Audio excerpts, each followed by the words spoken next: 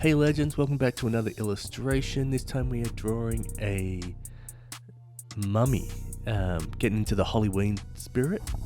When I grew up, we didn't really have Halloween when I was a kid. Not that I'm that old, but back in Australia, it just wasn't a thing. It's still it's a bit of a thing now. My kids, when we lived back there like for 3 years, they got to enjoy it, but when I was a kid, we had heard about it, probably watched a movie or something. My friends and I were like, we've got to do this. So we went thinking that we would get a lot of candy. Dressed up, I think I dressed up as a ghost artist or something like that. And so people dressed up as vampires and stuff. And so we were cruising around and some people were just like, we don't have anything. Would knock on the door, trick or treat. And I'm like, oh, sorry kids, we don't have anything. Some people were like, we got this, and we'd get like a Werther's original bit of candy or something. And the funniest thing is that we walked up, and it might have been, I don't know if they were a dentist or they just hoarded this stuff, but they gave us a bunch of these little toothpaste, and not like bubblegum flavor or anything like that. It was like plain toothpaste, like mint, and back in the late 80s, early 90s, so it wasn't no fancy stuff. Anyway, so we all got 2 or 3 pieces of that, tubes of that, I think. But anyway, there's a little short story about that. Let's chat about this drawing. So right now I'm in a slowed down position. As you can see, I wanted to show this so you can see my actual speed.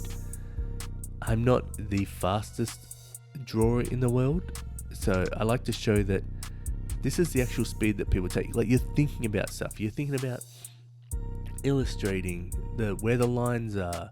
Sometimes your dog walks in, wants a pat, mine's sitting behind me. Then I might be like, oh, I'm a bit thirsty, or I need to go to the toilet. There's so many things that interrupt. But when you're in a good state of flow, you get into a really good rhythm. So in this point, I remember really enjoying drawing this hand. I thought with the ribbons or what you'd call bandages, whatever. In this case, it's toilet paper.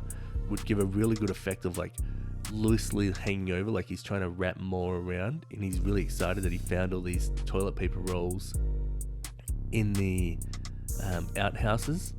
And so doing the layering, it made it kind of fun to sort of have it hang off. And I really enjoyed drawing this hand, but as you can see, I'm making mistakes. I have to double tap to undo it. And one of the things that is really sort of, maybe people will really enjoy this, but it's the little lines that make a big difference. So you'll see right now, I'll probably go in, I'll draw the nail, and what I've done is I've made the nail just a slightly bit chunked out at the top. I don't need to make it fully old and crusty looking, because I just need to give the sense of that. A little bit of color will add that as well later on, and then the little knuckle lines just to help bend it, so show where you're bending and stuff like that.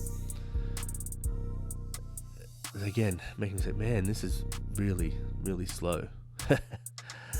The fun part of this is I sort of had a rough idea of what I wanted to create as the ribbons, but as you'll see, there's a blue and a yellow faded line. So what I'll do is I'll separate those out on different layers, and then I'll readjust what I need to on that layer, so then when I go back to the inking, I can fully adjust it. So what do we got? So this is me trying to get the ribbon hanging off here, off the pinky, kind of nice. Ooh.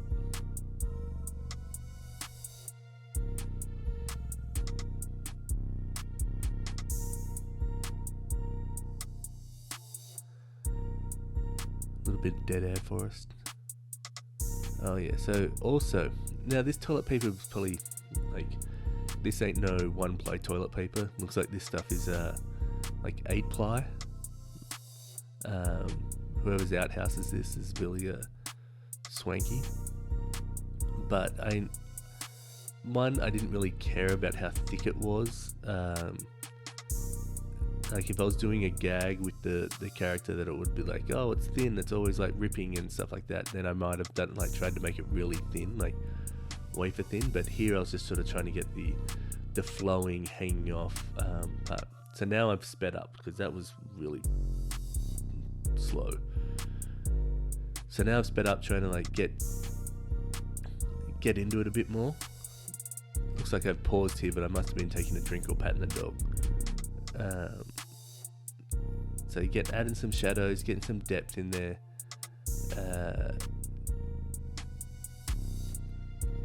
Getting the thumb to work. You'll see, like, I tried to make the thumb like too bent and like sort of gave it too much life. And then I'll just add like a little nail.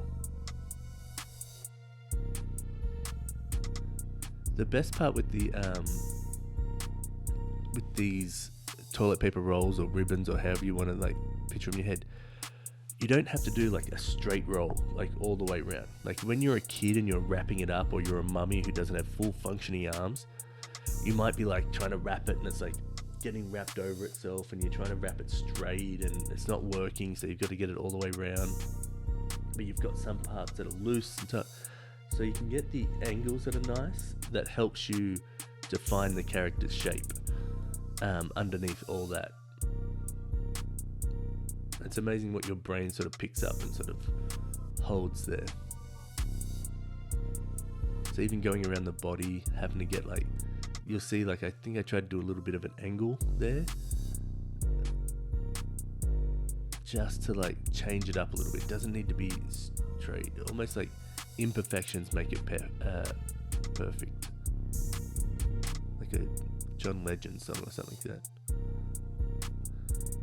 that. Then drawing the face. Oh, I do remember I sort of toyed around with the idea of actually making the face fully exposed and sort of having the nose sort of exposed, but I didn't want it to be super creepy. Like, not that that's not going to be that creepy. I'm not that type of illustrator, but there's a lot of people that do really fun illustrations out there. But this one, I just wanted to make sure that you knew that it was a mummy, you knew that it wasn't someone playing dress up, like old teeth. Maybe they have like, I was going to do really yellow eyes, like sort of zoned out eyes, but I wanted to make sure they were eyes. So I start inking in. Then as I go along, I'm like, oh, they're playing chess on my phone. If you've seen that little green bar on the side, I play against my father-in-law all the time. But anyway, so if we get slightly to the eye, this is the part that I'm more interested in sharing. So we're doing the side of the view, so give him a little bit of angle on that, so you see that there is face shape to it. Get a little bit looser on top, just for the fun of it. Like, I could have done a real tight one up there, like they got that right, but I think it's kind of fun that it's all loose and chaotic. So as I go across to this eye, I'm like, you see me think, and I'm like, I need something that feels a bit older. So I think I go and I put a no eyeball in there. So it's literally just like a cavity. Like the eyeball has fallen out in the esophagus or something like that. Not esophagus. What is it? Sarcophagus? I don't know. I'm not going to try and say that again. So then we get into... Oh, this arm was really fun. Sort of drooping off.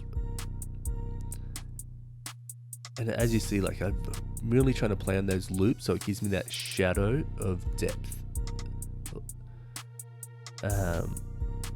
Like, I almost think this illustration could have worked as just a black and white if I had worked in the dark shadows and stuff a lot more. So again, you can see the blue lines with the yellow lines. That means I've separated my layers out to figure out what I want to do. And same with the pink layer on top of the blue. I wanted to refigure out the head without having to do that within the drawing.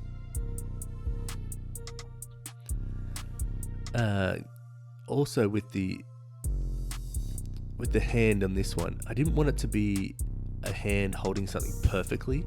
Like when you're trying to like juggle all this stuff and you don't have, especially if you're a mummy and you don't have full control in your hands, you've been down in a tomb for years and hundreds of years or whatever, thousands of years. So you like don't have full control. So he's trying to wrap himself, but he's like fingers caught in there, but he's kind of doing it. So those little things is like what you're trying to do. So you add these little touches that sort of show that it's like kind of being a little bit awkward. Like if he was doing it all perfect, it would be kind of boring. There's not so much life to it. So I almost wanted the toilet paper, aka ribbon or whatever you want to say, have its own sort of energy or characterize to it. Like not faces on it, but just like its own energy to it. I wanted the foot exposed. I was going to have a toe removed. Maybe I should have, just to give that off a little bit more. But I just worked on a Frankenstein illustration with they had like stitches and toes and stuff like that. So I didn't want to be too on the nose with that. You can see I love layers. There's so many layers that I do.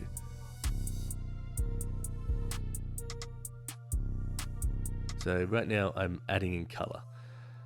And what I'm trying to do is I'm trying to figure out what the color will be. And so I was like, toilet paper's mainly white. Let's do some white. And then let's like the people that have fancy toilet paper that have like patterns or colors or that. I remember going over a kid's house when I was a friend, and he always had like the fanciest toilet paper. I know it sounds odd to remember, but just one of those things. Anyway, so so I was like, imagine that, like this mummy's like all wrapped up and then it has like one purple strand all the way through it. I was going to add like a little flower pattern on it. But I just decided not to. I can't remember why. So I was going through choosing colors, and I'm trying to get it to work. But honestly, it just starts looking like a bandage. And I'm like, I'm testing out colors, testing out blues, testing out greens. And I think I've got it sorted. Like I'm like, this is looking good. And then I just sort of go, no, this is not right. So I think I go back and I like overlay white on a lot of it in a second. And I also wanted to have the little toilet rolls down below that are like are dead themselves from like being used. So I don't know if anyone uses Procreate here, but you can just drag and drop the color into certain areas. And what I do is if I'm working with a black and white outline, or like a black outline I should say, I duplicate the layers and I have a black outline on top, and then I use one for all the filling the colors, so then that way it doesn't mess up the outline on top. And sometimes I duplicate this one twice just so then the little frayed edges don't show the color through. So then I think I've decided to go all white and just have the purple show, and then I'm starting to go through and figure out the color of the skin, then also the color of the nails. Yeah, I didn't know if I wanted him to look jaundiced or like grey or... And then also I had to figure out, like, because how do you highlight a white, like white on white? So you can go through and shade the heck out of it if you want. And I was like, well, when mummies are usually around at night, like it's Halloween, spooky nights. And so I start adding some horrible teeth. I start fixing up some areas that have missed out. And then now I'm speeding up into the shadowing. But then like the shadowing starts looking really nice, like gives that real depth and that. So then I add a layer over the top, which is like a blue with a really soft opacity in it, and so that way I can delete out the blue, and it has creates a highlight, so it gives that part of being in dark. And now I add a background, add a little outhouse to the side on the right hand side, and then I add a little tombstones over to the left, a little moon at the back. Yeah, that's fun. That's about it. I hope you guys enjoyed it. I hope I didn't ramble too much, and please subscribe if you want, if you enjoy this, and hopefully I get better at it. Cool. Happy Halloween. Spooky.